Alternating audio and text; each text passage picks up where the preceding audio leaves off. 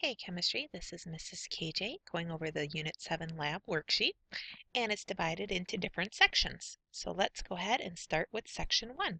Note the picture of an archaeological site that opens this lab. So here we have a picture of a scientist working with some wood that has probably been petrified, and so it's from very long ago, and it says, what does half-life have to do with establishing the age of things? As you know, the process of radioactive dating can do just that. It can find a way to determine the age of the wood in the picture. What is the scientific basis for radioactive dating? One dating technique involves taking a once living substance and comparing the amounts of two isotopes of carbon in it. Carbon-14, written as 14C, is an isotope of carbon that is radioactive. So isotope meaning it has extra neutrons. So all carbon atoms have 6 protons, but the number of neutrons can change. And the way that we know how many protons carbon has is by looking at the periodic table, and it has the atomic number and the mass number, and our atomic number is 6, so there are 6 protons and 6 neutrons. Our mass number is 12.011, so usually, because we have to round it up, we'd say there's 6 protons and 6 neutrons to equal 12. But you notice this 0.011. That actually does mean something, and that's what we're going to talk about here, these isotopes. So 1 out of about a trillion atoms of carbon are carbon-14, which are heavier, and so when you take what's called a weighted average, when you take into the account that out of a trillion, they're all carbon-12, except, so they all have, there we go, mass number of 12, except 1 out of a trillion is 14, and you do the math, that's what you get as an overall average. Carbon-12, written as 12C, is a non-radioactive isotope of carbon, meaning that it's stable and it's going to stay the way it is. It is the most common isotope of carbon in the environment. Trees that take in carbon dioxide, or any plants, get mostly 12 carbon, or carbon-12, as part of the carbon dioxide, but again, 1 out of every trillion of these carbons is the small amount of carbon-14. So a tree is always breathing in carbon dioxide. 1 out of a trillion carbons is carbon-14, and that carbon-14 is always breaking down. But the tree's always breathing. So the amount of carbon-14 of anything alive on Earth right now is approximately the same. You have the same amount, meaning a ratio, so the same percentage, there you go, the same percentage of carbon-14 as a giraffe, as the tree outside your window. Everything that's living has the same percentage or ratio of carbon-14 compared to how much carbon-12. However, once a tree is cut down and it's dead, it no longer absorbs carbon dioxide. So the carbon-14 in the wood decays over time because the carbon-14 is radioactive, and the amount in the wood decreases because it's not being replenished or replaced by breathing in. By contrast, the amount of carbon-12 does not decrease because it is not radioactive. So it's stable, it stays the same. By determining the ratios of the two isotopes, so one ratio in the environment and the other ratio in the wood, scientists can date the wood or tell how old it is.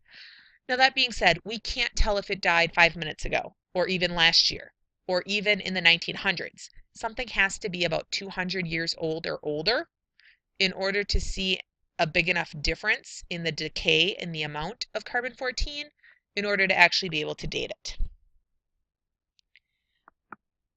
Knowing the half-life of carbon-14, that is how long it takes for the radioactive decay to reduce the mass of the radioactive carbon-14 by a half, is essential to the process.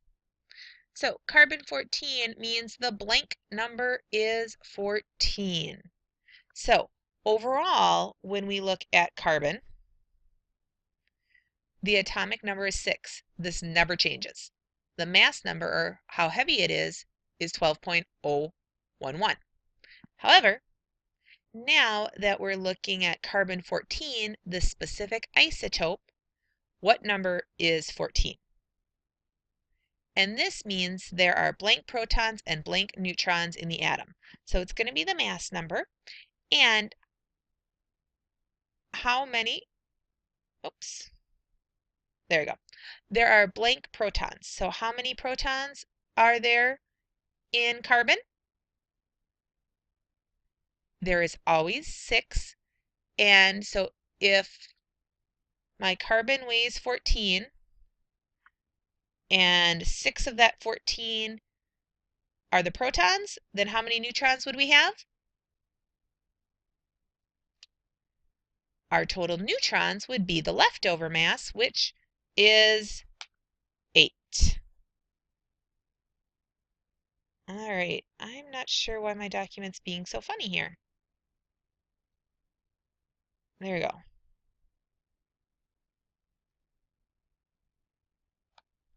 All right, we'll just move on. So there's 8 neutrons in the atom. Carbon-14 is radioactive, which means it's unstable, and it will do what? Well, because it is unstable, it is not happy. It's radioactive, and so it will decay. The mass number on the periodic table for carbon is 12.01. This is the weighted average, meaning taking how many carbon-14 and how many carbon-12s and their masses and find the average. Now, normally when you do average, you just add them up and divide by 2, right? So if there was exactly 50% carbon-12 and 50% carbon-14, we could do that. 12 plus 14, and then take the average, so divide it by 2, it would weigh 13. But we can't do that because only 1 out of a trillion are carbon-14. So think about it this way. If I had 100 babies in a room, 100 babies, and I had one sumo wrestler, so the babies each weigh about 10 pounds, and the sumo wrestler weighs 500 pounds, would it be accurate to say the average weight of everybody in the room is 250 pounds? No, because you have like 100 babies that are 10 pounds each. They're nowhere near 250. So instead you have to take a weighted average, which mathematically means you'd have to take the fact that there was 100 and they each weighed 10, and then you'd have to add in the 500, and then you would have to divide by how many you have, and you'd have a number closer to the babies because there's a lot more babies. You don't need to know how to do this. I was just showing you. But we can use our logic to determine this. Since the actual mass number is 12.01, it's barely more than 12, does that tell us there is a lot, some, or a little more carbon-12 than carbon-14 in any sample? So we have a lot more carbon-12 because only 1 out of a trillion is carbon-14. So we would have to say that there is a lot. Where do plants get their carbon-12 and carbon-14 from? So you can look back up here if you'd like to. And they get it from breathing in CO2, or if you want to say photosynthesis, that would also work. Where do you get your carbon-12 and carbon-14 from? So you don't breathe in carbon dioxide, you breathe it out. So trees have carbon in it. Well, that means all plants have carbon. That means the wheat that is in your bread has carbon. That means the cows ate some grass, which had carbon, and now you're eating a hamburger for lunch. So, where do you get your carbon from? Your food. Once an organism is dead, the amount of carbon-12 stays the same, while the amount of carbon-14 increases, decreases, or stays the same. So carbon-12 is stable. It's going to stay the same. But carbon-14 is radioactive. It is unstable. What is it going to do? It's going to decay, so the amount is going to decrease. For organisms that have been dead between 250,000 years, we can use the ratio of carbon-12 to carbon-14 to tell what? So go ahead, you can look up here. What do we use the ratio of carbon-12 and carbon-14 to tell us? You could say when the organism died, or how long ago it was alive. All right, section 2. Have you ever had store-bought strawberries? How long do they last in the fridge? Not very long at all. Not more than a week for sure, and they are mushy and covered with fuzzy mold. How long can a piece of bread stay in the fridge without getting moldy? Well, bread, even if it's homemade, can definitely last more than a week. How long can butter stay in the fridge without molding? Pretty much forever. So this shows us that the rate of decay is different in different substances. Strawberries get moldy, and mold is fungus, and it's eating your strawberries, so it's decaying. Strawberries decay faster than bread. Bread decays faster than butter. Okay, so it's the same idea here. So obviously different substances get moldy and decay at different rates. The same thing is true about radioactive atoms. Remember, radioactive elements decay into more stable atoms by losing energy and or particles, such as alpha, beta, or gamma emissions. Radioactive atoms decay at different rates. So if I have carbon, that's going to decay a lot faster than if I have uranium, which decays at a different speed than if I have potassium. So every element gets moldy at a different rate. Or it's not really mold, right? It's decaying, but that's a good way to think about it. And we call how long it takes for half of it to decay a half-life. So overall, we say the amount of time it takes for half of a radioactive substance to decay is that substance's half-life. For example, it takes about 5,750 years for half of a sample of carbon-14 to decay, but 4.5 billion years for half of a sample of uranium-238 to decay. So that means if you have a chunk of it in your hand, half of the carbon-14 atoms will decay after 5,000 years. If you have a chunk of uranium the same size, half of the uranium-238 atoms will decay not in 5,000 years, but 4.5 billion years. Just like it takes butter longer to get moldy than bread or strawberries. Radioactive dating takes advantage of the fact that isotopes decay at a constant rate. Meaning, so I just got done telling you how every atom is different, right?